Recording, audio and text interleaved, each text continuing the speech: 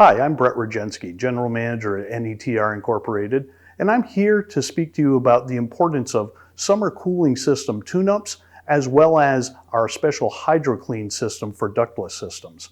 So why would you want to make sure to have your cooling system tuned up for summer? Well, the first reason is efficiency.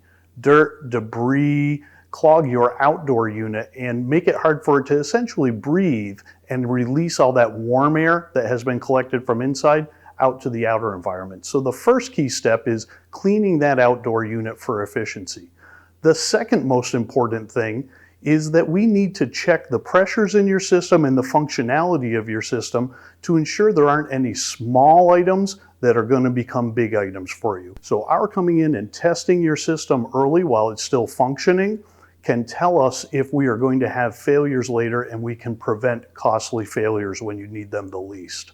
The last thing that we want to talk about is the replacement of filters. Every system has filters to keep impurities out of it.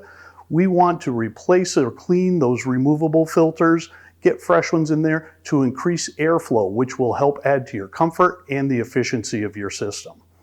HydroKleen is a special process that N.E.T.R. uses on ductless systems. So your indoor ductless units have small fins in them to collect the heat, move it to the outdoors.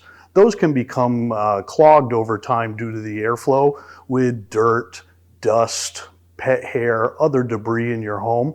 Our HydroKleen system is like a miniature pressure washer that goes in, and it is used to clean those fins, remove any of those contaminants, and help it work at optimum efficiency. So you'll get the most comfort, you'll use the least energy doing it, and you won't have things that you've heard of from other people who don't do that, such as some bad smells in your home or that drop in comfort level.